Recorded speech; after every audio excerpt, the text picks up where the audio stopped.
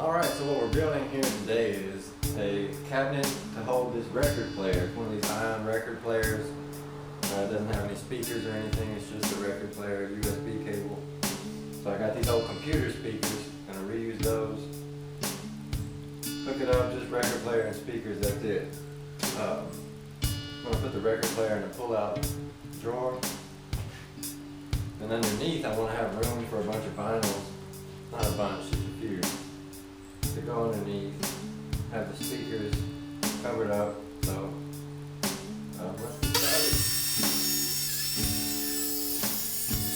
started. Alright, first things first, acquire you some plywood. You could go buy some, but the stuff's everywhere. You can pick it up if you keep your eyes out for some. I cut it out, the two sides first, and then I laid them on top of each other and cut them at the same time to make it perfectly flush. And run it through the router table. It's a straight bit in there. That'll give you a groove for your bottom shelf to sit on later on in the process. I decided to frame it with these pieces of pallet wood here to cover up some nasty nail holes that were there. Now I got a stop block set up and I'm cutting the two shelves. That way they'll be the exact same size and make that easier on us. Then it's back to the plywood to cut out a piece to make the top on.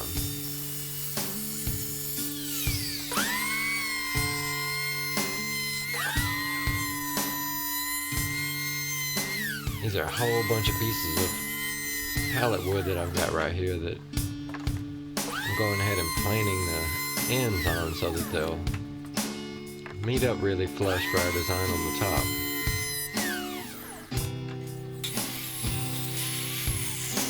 Now I've got the saw set to 45-degree angle, so you'll miter all those ends so that you can line them up like this here. You can do any pattern you want. I was going with this one, thought it looked cool, and after I get it just like I want, I glue them all down in place. Then I'll put a couple of 2x4s on top and a couple of heavy bricks and let it sit overnight.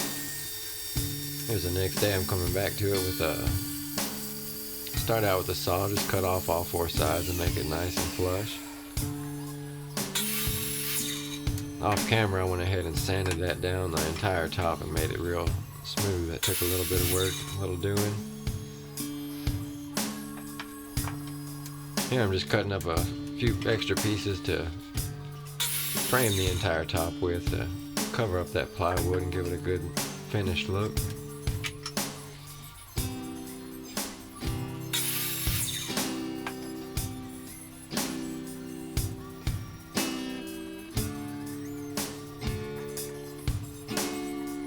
Of course, I've still got the top facing up right here. I'll flip it over and install it that way right there, so everything's flush on the right side. Now I glue it up and clamp it down real tight. Then I put a couple nails in place just to hold it snug while that glue dries.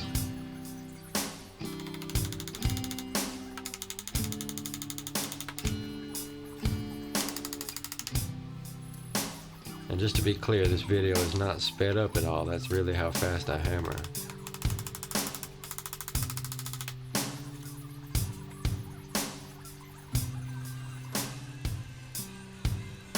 Alright, now I've got the side clamped into the top here, and I'm drilling some pilot holes, countersink it a little bit, and put 3 screws in each side.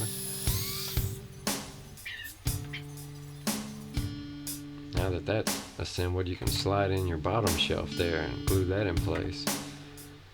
Here I'm putting in the drawer slide. Make sure it's perfectly level and get it to the height you want on each side.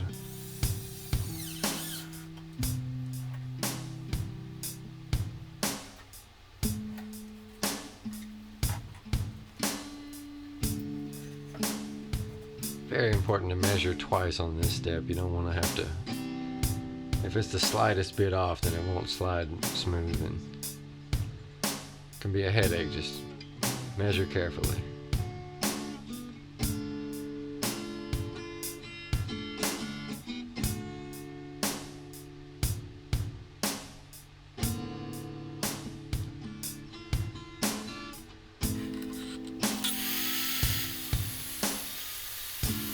Now I'm cutting out a piece of wood that I'm going to use to make the box for the speakers to go in. I decided to do dovetail joints on mine. Not just because they're real strong and stable, but wanted to give it a little aesthetic value, something that looks nice, and give it that extra little bit of flair. I also recently just got this dovetail jig right here and kind of use every excuse I can to use it, you know what I'm saying?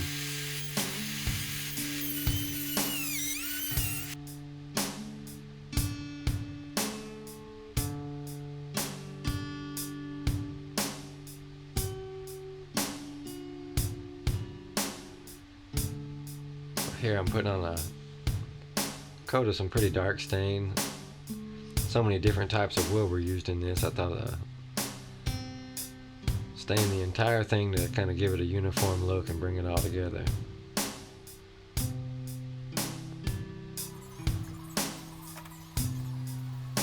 Here's a pallet I picked up and had a thin piece of plywood on the top that I was going to use for the face of that bigger speaker.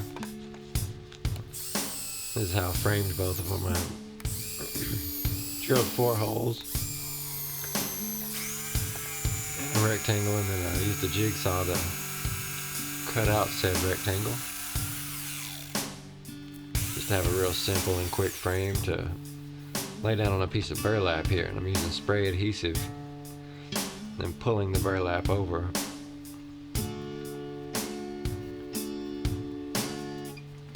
On the other 2 sides, you're going to want to stretch it as tight as you can and pull it around there to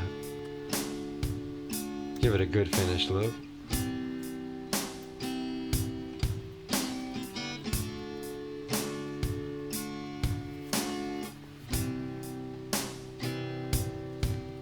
I made sure to measure mine and cut it just a size so it pushes in there nice and snug. I tapped in a couple nails just to make sure, but it wasn't going anywhere. It was snug. And this way the speakers, you know, can just be put in through the back. And the furniture will be up against the wall, so there you have it. I hope you enjoyed watching the video. I hope you can take some inspiration from it and go make one yourself.